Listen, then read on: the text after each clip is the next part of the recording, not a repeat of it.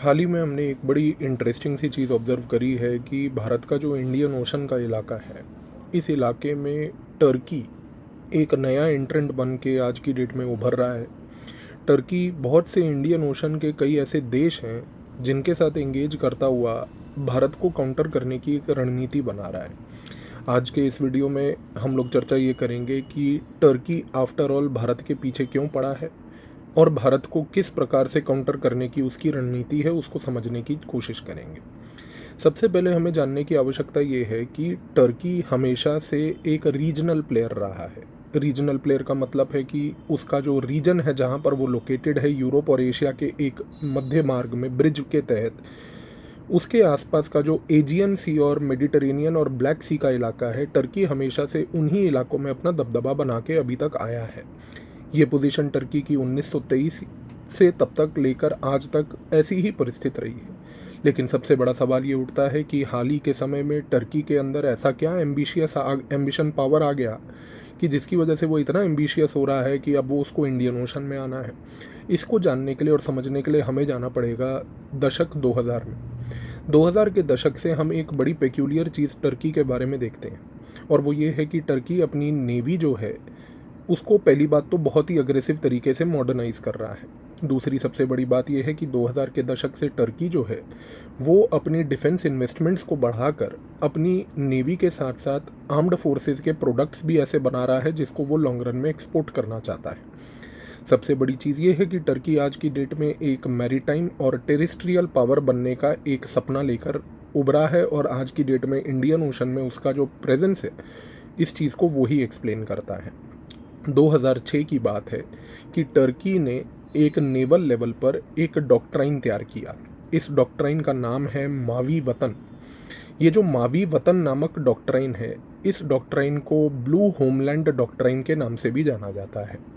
Turkey की navy का ये मावी वतन यानी कि ब्लू होमलैंड डॉक्ट्राइन अगर हम देखें तो ये टर्की को लीगल, डिप्लोमेटिक, फाइनेंशियल और पॉलिटिकल बैकिंग प्रोवाइड करता है आज की डेट में उसके पूरे के पूरे मैरीटाइम एक्सपेंशनिज्म को जो इंडियन ओशन में देखने को मिल रहा है। सबसे बड़ी बात यह है कि इस मावी वतन डॉक्ट्राइन के तहत टर्की आज की डेट में नेवल एक्सरसाइजेज से लेकर, पोर्ट क्रिएशन से लेकर, नेवल बेसेस बनाने से लेकर दूसरे देशों को नेवल इक्विपमेंट देने की जो पूरी रणनीति है वो मावी वतन के तहत ही हो रही है।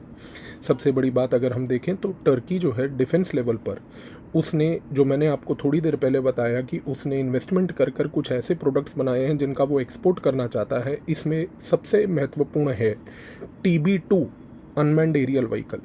ये जो TB2 अनमैन्ड एरियल व्हीकल है, ये बड़े एडवांस्ड किस्म के ड्रोन्स हैं।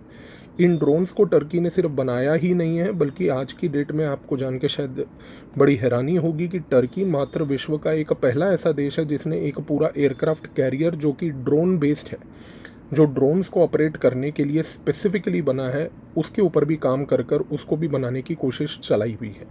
इसके साथ साथ अगर आप आज की डेट में ये भी ऑब्जर्व करें कि टर्की का जो एक्सपेंशनिज्म है वो सिर्फ इंडियन ओशन में नहीं बल्कि टेरिस्ट्रियल लेवल पर भी देखा जा रहा है। सेंट्रल एशिया से लेके मिडल ईस्ट से लेकर सब सहारन अफ्रीका तक टर्की ने आज की डेट में अपने देश में एक प्रोजेक्ट चला रखा है जिसका नाम है मिलगम प्रोजेक्ट।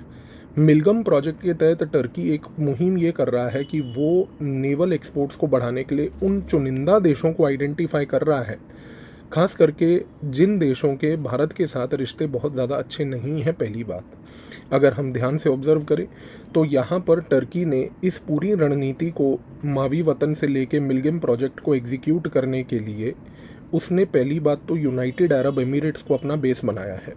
अब आपको सुन के ये बड़ा आश्चर्य होगा कि भाई यूनाइटेड अरब एमिरेट्स तो सऊदी अरेबिया का खासम खास है, उसको बेस बनाने की आवश्यकता क्या हुई। कुछ ही देर में आपको ये जियोपॉलिटिक्स इसके पीछे की भी समझ आएगी। यूनाइटेड अरब एमिरेट्स में सबसे पहले तो टर्की ने क्या किया है कि पूरी की पूरी डिफेंस इंडस्ट्री इस्टेब्लिश की है। वहाँ पर वो डिफेंस इंडस्ट्रियल प्रोडक्ट्स को मैन्युफैक्चर करके उन डिफेंस इंडस्ट्रियल प्रोडक्ट्स को दूसरे देशों में एक्सपोर्ट करके वो बेचता है। तो यूनाइटेड अरब एमिरेट्स टर्की के लिए आज की डेट में मिडल ईस्ट का ये कहना गलत नहीं होगा कि एक प्रकार का लॉन्च पैड बना हुआ है। और तो और इस लॉन्च पैड से सबसे पहला देश जो सबसे बड़ा बेनिफिशियरी है टर्की के इस खेल का, उसका बेसिकली नाम है सोमालिया।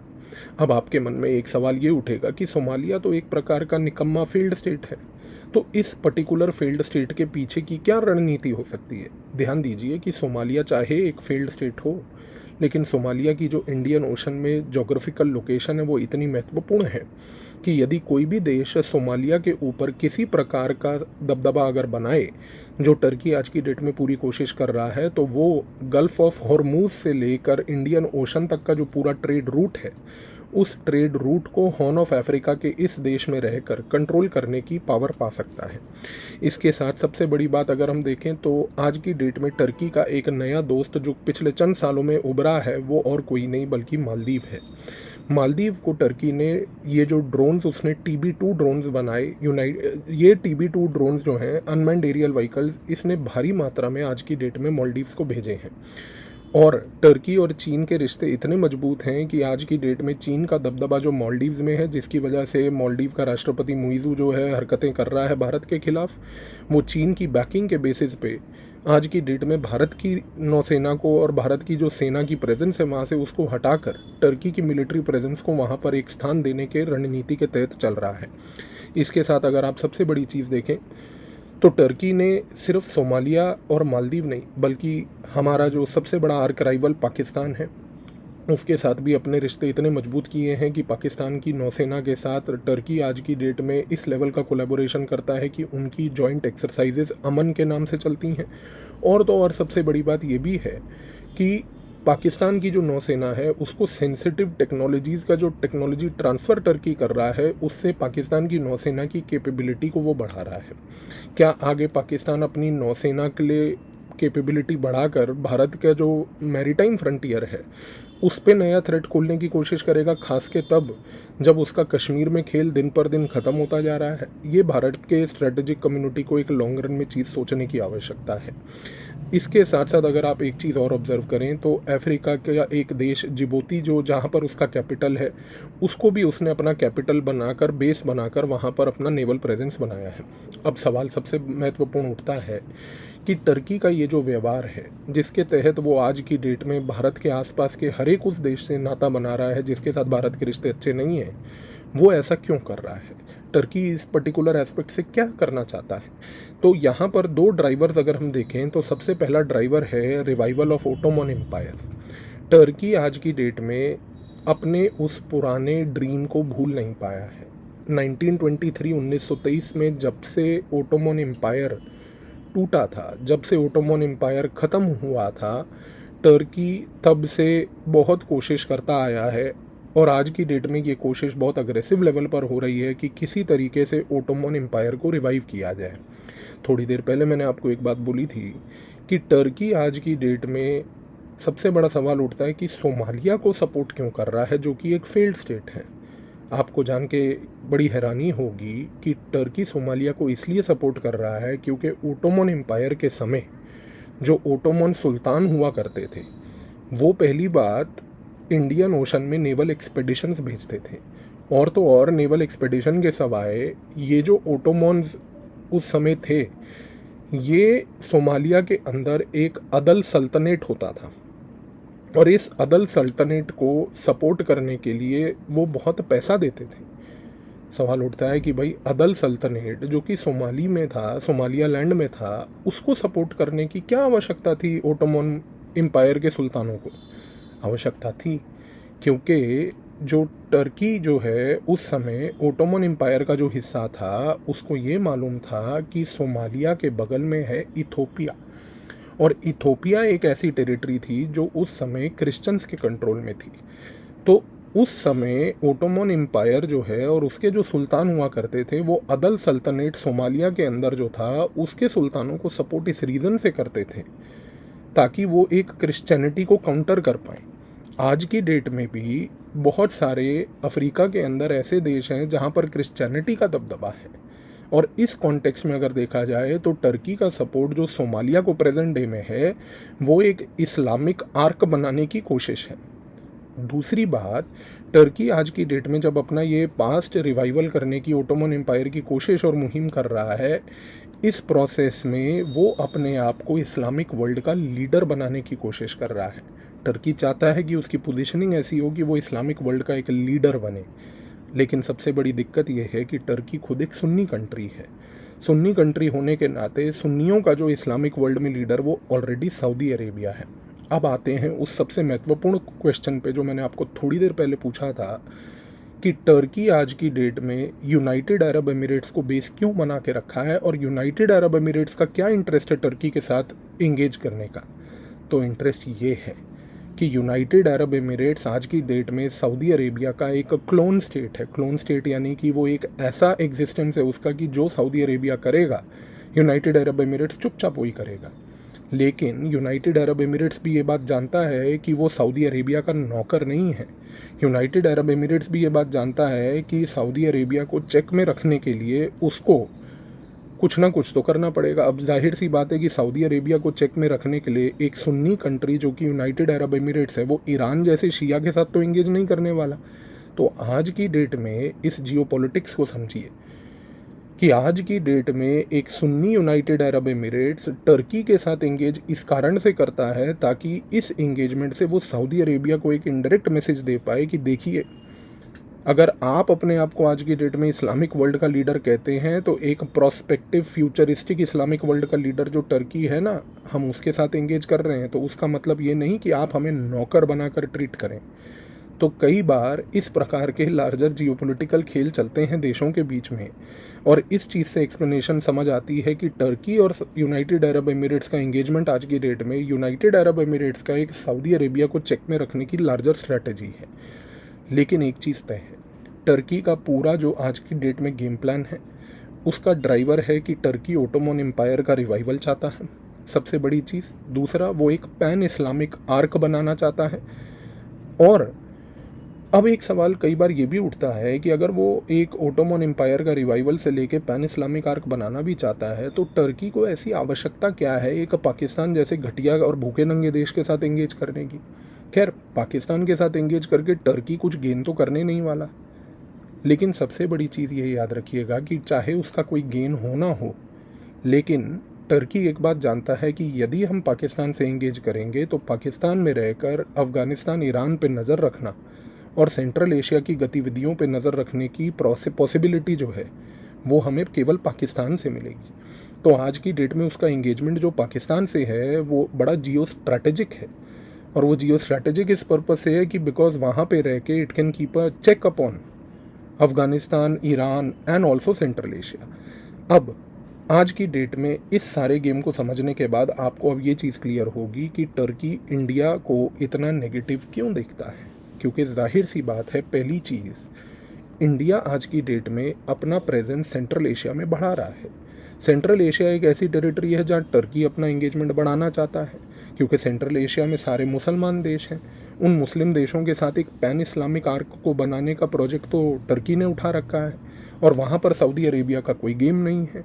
तो सऊदी अरेबिया का गेम ना होना सेंट्रल एशिया में टर्की के लिए एक स्पेस क्रिएट करता है। और अगर इंडिया सऊदी अरेबिया के साथ एंगेज करता है और इंडिया अगर आज की डेट में सेंट्रल एशिया के साथ एंगेज करता है तो ये दोनों चीज़ों से खफा कौन होगा? टर्की होगा। दूसरी सबसे बड़ी बात, आज की डेट में टर्की इंडिया के मिडल ईस्ट के एंगेजमेंट से भी नाखुश है, क्योंकि आज की डेट में मिडल ईस्ट में जब यूनाइटेड अरब एमिरेट्स को टर्की ने अपना बेस बना रखा है तो इसी बेस के ऊपर सबसे बड़ा चेक कौन रख रहा है? वो है इंडिया। क्योंकि इंडिया आज की डेट में यूनाइटेड अरब एमिरेट्स से लेके, कतर से लेके और तो और सऊदी अरेबिया के साथ डीप रिश्ते रखता है। और सबसे बड़ी बात, इंडिया का रिश्ता तो इजराइल के साथ भी बड़ा डीप है। इजराइल एक ऐसा देश है जिसको टर्की बिल्कुल पसंद नहीं करता। तो जाहिर सी बात है कि इंडिया का प्रेजेंस मिडल ईस्ट में उन देशों के साथ जो देश टर्की पसंद नहीं करता है वो उसके लिए एक इरिटेंट है। तीसरी सबसे बड़ी बात कि अगर आप आज की डेट में देखें तो इंडिया का एंगेजमेंट यूरोपियन यूनियन से भी बढ़ रहा है, और यूरोपियन यूनियन टर्की के उस साइड पे है जहाँ पर टर्की को ये लगता है कि इंडिया का डीप प्रेजेंस यूरोपियन यूनियन के इलाके में मेरे पे नज़र रखने के लिए बना है। तो जाहिर सी बात है कि टर्की का व्यवहार इंडिया को लेके तो नेगेटिव ही होगा। और सबसे बड़ी चीज़, टर्की आज की डेट में इस व्यवहार को डिस्प्ले कैसे करता है? How does Turkey display this behaviour? तो टर्की ने सबसे पहले आर्टिकल 370 के एब्रोगेशन, अनुच्छेद 370 के एब्रोगेशन को रिजेक्ट किया। उसके ऊपर नेगेटिव टिप्पणी दी। दूसरी बात, उसने पाकिस्तान के साथ उसका सपोर्ट किया और पाकिस्तान के साथ वो आज भी गेम खेलता है। मैंने आपको बताया कि उनके नेवल एक्सरसाइजेज अमन से लेके सेंसिटिव नेवल टेक्नोलॉजीज़ का देने का गेम चल रहा है। और तीसरी सबसे बड़ी बात, न्यूक्लियर सप्लायर्स ग्रुप की फुल मेंबरशिप को अपोज करने वाला भी जो देश एक था वो टर्की है। भारत को आज की डेट में न्यूक्लियर सप्लायर्स ग्रुप का एंट्रेंट ना बनने के पीछे भी टर्की का एक बहुत बड़ा रोल है। तो टर्की अपनी तरफ से जितने ब्रेक्स इंडिया के ग्लोबल एम्बिशन पे लगाने की कोशिश कर रहा है वो करेगा। लेकिन सबसे बड़ी बात यह है कि अब भारत वो पुराना भारत तो रहा नहीं। तो आज की डेट में भारत क्या कर रहा है टर्की के एम्बिशंस को काउंटर करने के लिए? तो भारत ने दो चीज़ें सीखी हैं। भारत को नंबर 1 ये पता है कि अगर टर्की मेरे ग्लोबल एम्बिशन पे ब्रेक लगाएगा तो मैं टर्की के ग्लोबल एम्बिशन पे ब्रेक लगाऊंगा। उसके लिए सबसे पहली बात, हमने सऊदी अरेबिया के साथ अपना रिलेशन बहुत डीपन करा है। सऊदी अरेबिया के साथ जितना इंडिया का रिलेशन डीपन होगा उतना ही ज़्यादा इरिटेशन आज की डेट में अगर किसी को होगी तो वो है टर्की। दूसरा सबसे बड़ी बात भूलिएगा मत कि ईरान के बाद अगर पूरे वर्ल्ड में कहीं पर सेकंड लार्जेस्ट शिया पॉपुलेशन कहीं रहती है तो वो भारत है। और भारत के रिश्ते ईरान के साथ हमेशा से संबंध अच्छे रहे हैं। तो आज की डेट में यदि मान लीजिए हम सऊदी अरेबिया जो सुन्नी मुस्लिम का लीडर है उससे रिलेशन अच्छे रखते हैं, उसके बाद जो शिया मुस्लिम का लीडर है ईरान, हम उससे रिलेशन अच्छे रखते हैं, तो हमारा एक पैन शिया सुन्नी एक्सिस बना हुआ है। और तो और मिडल ईस्ट में जो यहूदी लोग ज्यूज़ हैं इजराइल के, हमारा रिलेशन तो उनके साथ भी अच्छा है। यानी कि मिडल ईस्ट में तो पूरे के पूरे जियोपॉलिटिक्स को ब्रेक करने के लिए हमारा शिया सुन्नी ज्यू एक्सिस जो है इंडिया का, वो आज की डेट में टर्की को काउंटर करने के लिए बैठा है। और तो और हाल ही में इंडिया ने एक चीज़ और सीखी है कि भाई मिडल ईस्ट के साथ तो चलो रिश्ते हमारे बरकरार थे, हैं, रहेंगे। टर्की का इस एम्बिशन को काउंटर करने के लिए भारत ने दो चीज़ें और करी हैं। सबसे पहली बात, टर्की के उन देशों के साथ हमने अपने रिश्ते इम्प्रूव करने के और गहरे करने की कोशिश करी है जिनके रिश्ते टर्की के साथ अच्छे नहीं हैं। इसमें से 3 खास करके बड़े स्पेसिफिक देश हैं। पहला ग्रीस, दूसरा साइप्रस और तीसरा अर्मीनिया। भारत आज की डेट में ग्रीस, साइप्रस और अर्मीनिया, ये तीनों देश जिनके साथ टर्की के रिश्ते अच्छे नहीं हैं, भारत ने आज की डेट में अपने रिश्ते इन लोगों के साथ अच्छे करे हैं। और तो और सबसे बड़ी बात, भारत आज की डेट में सऊदी अरेबिया, कतर से लेकर अपने रिश्ते बढ़ा रहा है। वहाँ पर ग्रीस, साइप्रस, अर्मीनिया से रिश्ते इम्प्रूव कर रहा है।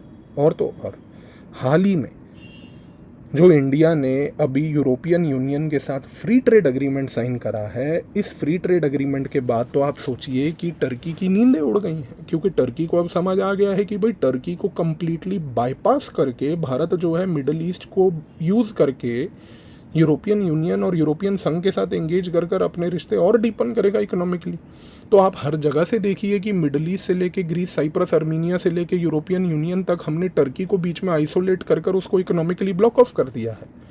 और आखिर में एक पॉइंट बोलूँगा, भूलिएगा मत, कि भारत ने जब अभी सऊदी अरेबिया के साथ, इजराइल के साथ मिल के पिछले साल G20 में India middle east European union corridor जो बनाया, इस India middle east European union corridor को बनाने के बाद हमने ये चीज़ प्रूव कर दी कि मिडल ईस्ट में इजराइल जो है वो बेस बनेगा, जहाँ से हम middle east European union corridor को निकालते हुए लेके जाएंगे और यूरोपियन यूनियन की मार्केट्स के साथ इंगेज करेंगे।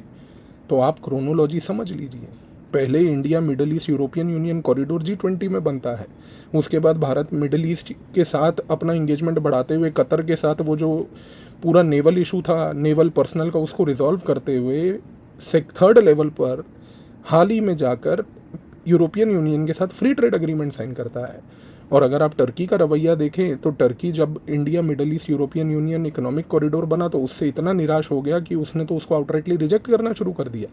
टर्की ने तो ये स्टेटमेंट दे दिया कि कोई ऐसा middle east European union corridor बिना टर्की के नहीं बन सकता। भाई बिना टर्की के तो बनेगा, जैसे सीपेक नहीं बनेगा उसी प्रकार से middle east European union corridor जो है बिना टर्की के ही बनेगा। तो आज की डेट में भारत की रणनीति टर्की को काउंटर करने की बिल्कुल स्पष्ट है।